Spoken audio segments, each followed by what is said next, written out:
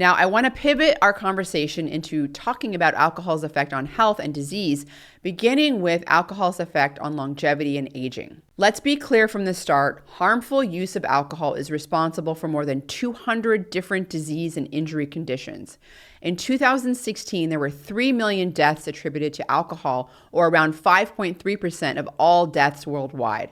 Alcohol is also estimated to be responsible for 131 million years of life lost due to premature mortality, or years of healthy life loss due to disability and disease. Alcohol's effect on mortality risk is greater than that for tuberculosis, HIV and AIDS, diabetes, hypertension, digestive diseases, road injuries, and violence. Men seem to have a higher alcohol attributable burden of disease than women. Furthermore, the risks of alcohol aren't just for older people. Even in adults aged 20 to 39, approximately 13.5% of all deaths are attributable to alcohol, and over 50% of all alcohol-related deaths occur in adults younger than 60. Like all drugs, when misused, alcohol can cause harm. What's more relevant to most people is how a low-risk drinking habit impacts health span and lifespan. That's what I'm going to cover now. One extensively adjusted meta-analysis of over 4.8 million participants did not find any significant association between consuming less than 1 to up to 3 drinks per day with all-cause mortality when compared to lifetime non-drinkers. People consuming 3 to 5 and more than 5 drinks per day, who the study characterized as high volume and highest volume drinkers, had a 19 to 35% greater mortality risk than lifetime non-drinkers.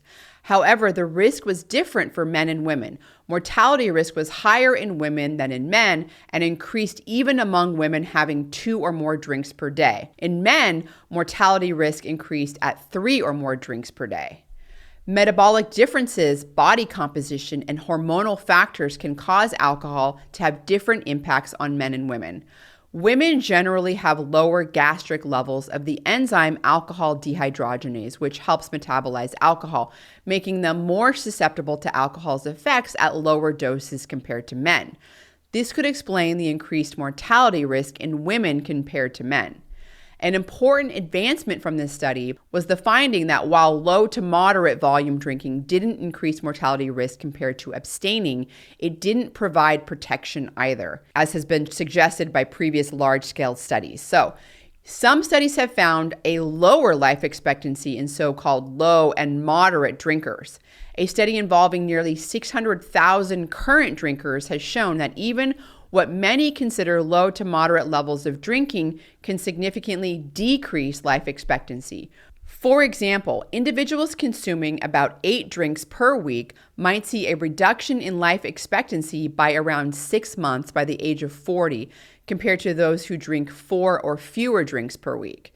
As the number of drink increases to 15 and then to 26 drinks per week, the reduction in life expectancy becomes more pronounced, potentially decreasing by 1 to 2 years and 4 to 5 years, respectively. Similar results are observed for health span. The lowest risk is observed at 0 alcoholic drinks per day, but is still non-significant up to 10 standard drinks per week, or less than 1 drink per day. But above 1 standard drink per day, there's a steady increase in mortality risk.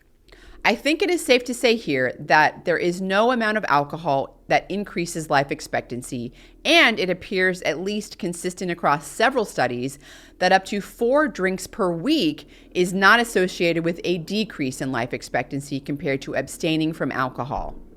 A few Found My Fitness members had questions about the blue zones and why in these countries where people tend to have exceptional longevity, moderate alcohol consumption is typically a large part of the culture. So-called blue zones are areas of the world that have an unusually high number of people who are the oldest of the old, which typically refers to centenarians or people who are 100 years or older. Okinawa, Japan, Sardinia, the Greek island of Icaria, Loma Linda, California, are 4 blue zones that have been identified and well characterized. It does appear that people in these regions, other than the Seventh-day Adventists of Loma Linda, drink alcohol regularly but moderately, about 1 glass of wine per day.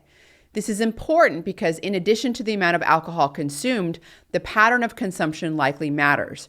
Drinking 1 glass of wine per day is probably different than drinking 7 glasses of wine on Saturday, even if patterns lead to an average of 7 drinks per week. A low to moderate daily dose characterizes the drinking patterns of the blue zones. People in these areas also tend to consume wine with meals, which may also be an important factor. For example, men and women in Icaria drink more alcohol than people living in other parts of Greece, and 75% of Icarians reported drinking 1 to 2 glasses of red wine daily. The fact that most of the alcohol consumed in the blue zones is red wine and is probably important to note, given that red wine has been speculated to promote health span and longevity due to its high content of polyphenols and other bioactive compounds, even though this is somewhat disputed, and we talked about the low levels of polyphenols such as resveratrol in red wine. Among residents of Okinawa, more men and women report moderate daily drinking compared to the general Japanese population. It's also interesting that many long-lived people from the blue zones are former smokers, even though few of them are active smokers. This is one explanation for the exceptional longevity of people in the blue zones.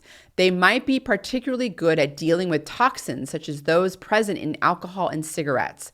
This would indicate that people in the blue zones don't live long because of their moderate daily alcohol intake, but in spite of it. Adopting the drinking habits of people in the blue zones probably won't allow you to live as long as them, at least not if you don't have the right genes. One gene known as FOXO3A or FOXO3A has consistently been associated with human longevity. FOXO3A has a protective role against oxidative stress and is involved in apoptosis, DNA repair, immune cell regulation, carcinogenesis, and stem cell maintenance. Having a protective allele of this gene, or the TT genotype, could explain why people in the blue zones live longer despite their moderate alcohol consumption. But some studies fail to find differences in the prevalence of the protective allele of FOXO3A genes among blue zone populations like those in Sardinia compared to other Italians and Greeks. I find it hard to believe that longevity in the blue zones is because of direct effects of moderate red wine consumption on health. The social aspects that are associated with moderate alcohol consumption with meals may provide an indirect benefit to health and longevity by improving well-being by reducing stress. That is probably really just the extent of it. So to summarize, there's really no evidence that any amount of alcohol has any positive effect on life expectancy or health span. Even levels of alcohol consumed regularly by a large portion of the population appear to increase the risk of death and disease, and the risk isn't limited to those in older age.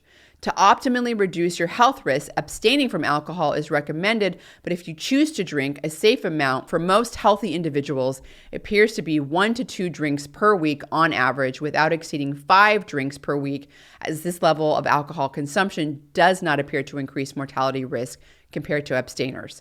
Finally, while the moderate drinking habits characterized of the blue zones are associated with longevity, it's probably not due to a direct benefit of alcohol or red wine, but rather the social aspects that are related to this pattern of alcohol consumption.